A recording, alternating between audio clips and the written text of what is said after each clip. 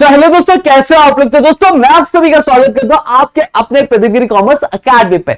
दोस्तों आप सभी से जानते हैं कि लगातार जो है हम एक एक करके आपके लिए जो कोर्स के वीडियोस है वो लेकर आ रहे हैं। आज ही आपका अपना दोस्त आपके लिए लेकर आ चुका है आपका क्या, आपका एक जो कंपैरेटिव दो कोर्स के बीच में, किसके, आपके बीबीए के बीच में और आपके बीसीए के बीच में।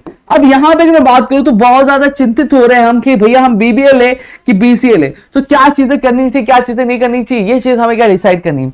अब यहाँ पे कुछ चीजें मैं आपको ऑलरेडी बहुत सारी चीजें मैंने ऑलरेडी बताई हुई है। जैसे यहाँ पे अगर मैं बात करूं सारी चीजें सेम है। सैलरी की मैं बात करता हूँ, जो सैलरी है दोस्तों वो आपकी कितनी होती है, वो 3 to 4 एलपी होती है अगर आप बीबीए करके जाते हो। वहीं आप अगर बीसीए करके जाते हो तो 2.8 एलपीए क्या 2 से लेकर 8 एलपीए तक क्या आपका एवरेज स्टार्टिंग सैलरी क्या होता है। अब वहीं पे एंट्रेंस एग्जाम आपको देनी पड़ती है, डीयू, जेईटी, जैट, एनपैट, यूपीएसई, बीबीए के लिए, वही एआईएमसीटी, जेएनयू, एमसीए आपको बीसीए के लिए देना पड़ता है। अब मैंने ऑलरेडी बताया कि आपका जो एडमिशन होता है दो तरीके से, एक मेरिट बेस पे होता है और एक आपके किसके बेस पे होता है, आपके एंट्रेंस एग्जाम के बेसिस पे। अब most of the colleges entrance exam भी नहीं लेती है दोस्तों, ठीक है। अब यहीं पे अगर मैं बात करूं आपके स्पेशलाइजेशन आपको यहां पे देखने मिल जाएंगे। You can see over here business administration, international business, finance, HR, entrepreneurship, hospitality, event management, tourism management, marketing, retail, information system.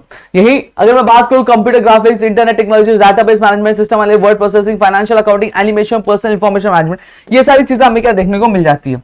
अब यहीं पर अगर मैं बात करूं आपके जॉब प्रोफाइल के हिसाब से आपको जो है एवरेज स्टार्टिंग जो सैलरी है वो भी यहाँ पे आपको प्लेस करी हुई दिखाई दे रही है दोस्तों। जैसे अगर मैं बात करूं अगर बिजनेस डेवलपमेंट एग्जीक्यूटिव बनते हैं तो आपकी 3 एलपीए है, वही मार्केटिंग एग्जीक्यूटिव के लिए 6 एलपीए, अकाउंट मैनेजर के लिए 4 LPA, brand manager 5 LPA, human resource manager 6.9 LPA. वही आप बीसीए की जॉब प्रोफाइल में जाते हो तो आपके सॉफ्टवेयर डेवलपर के लिए 4.86 LPA, computer programmer 4.86, system administrator 4.02, system analyst 6.54 और वही नेटवर्क इंजीनियर 3.3 एलपीए की आपकी सैलरी होती है। अब यहां पे सवाल यह उठता है कि हम कोर्स पे कोर्स तो बताया जा रहा है लेकिन चुनना क्या है। तो देखो जब भी आप कोई भी कोर्स चुनते जाते हो तो स्टूडेंट्स जो हमारे होते हैं यानी हमारे जो दोस्त होते हैं उनके लिए कुछ फैक्टर्स जो है वो चूज करना बहुत ज्यादा क्या बन जाता है, इंपॉर्टेंट बन जाता है। सबसे पहला फैक्टर इंपॉर्टेंट जो बनता है, यहां पे मैं कलर की थोड़ी सी बदलाव करना चाहूंगा, हाँ वो आता है स्कोप। आप जो भी करियर ऑप्शन चूज कर रहे हैं या फिर कोई भी कोर्स चूज कर रहे हैं तो उसमें स्कोप कितना है, आप उसको कितने अच्छे से कर सकते हो, उसमें आगे आप कितना एक्सप्लोर कर सकते हो, ये फैक्टर आपको एक्सप्लोर करना है। दूसरी चीज आपका करियर, क्या आप इसमें करियर अच्छा बना पाओगे कि नहीं बना पाओगे, कि आगे अच्छे बिल्ड कर पाओगे नहीं कर पाओगे, ये चीज आपको डिसाइड कर दिए। तीसरी चीज अब जॉब अपॉर्चुनिटीज। अब यहां पे ऐसा नहीं होना चाहिए कि मैंने कोई कोर्स कर लिया और उसकी जॉब अवेलेबल ही नहीं है, तो जॉब अपॉर्चुनिटीज देखनी है।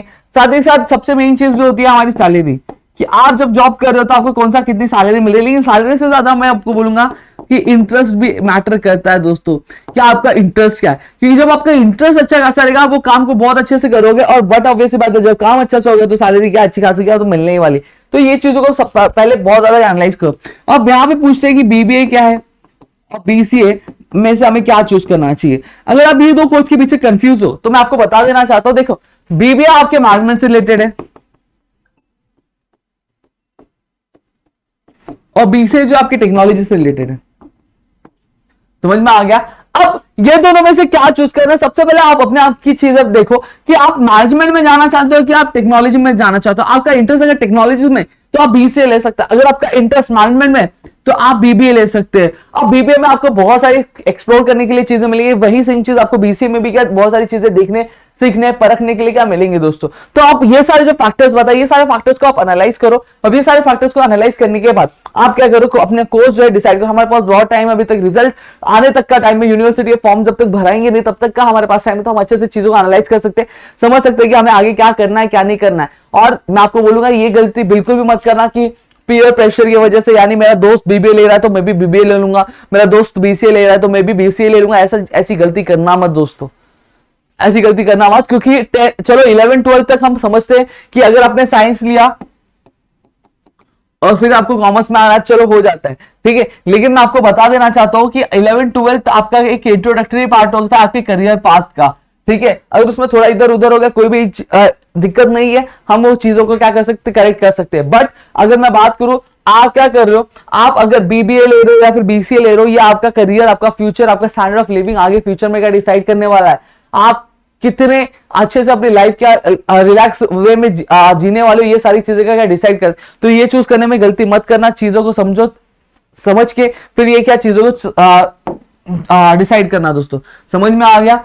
अब यहां पे अगर मैं बात करूं तो अब क्या क्या चीजें हमें ध्यान में रखनी है आप जब भी कर रहे हो। तो सबसे पहली चीज यहां पे कभी भी कोई भी चीज करो तो सबसे पहले ये चीज ध्यान रखो, आप जो भी कोर्स लेना चाह रहे हो पहले उस कोर्स को एक्सप्लोर करो। एक्सप्लोर करना इन द सेंस देखो वो चीज आपको समझ में आ रही है कि नहीं आ रही, वो चीजों के बारे में आपको, वो चीजें करने से हमें क्या फायदा होगा, क्या बेनिफिट होगा, कुछ लॉस तो नहीं है, वो चीजें एक्सप्लोर करना शुरू करो।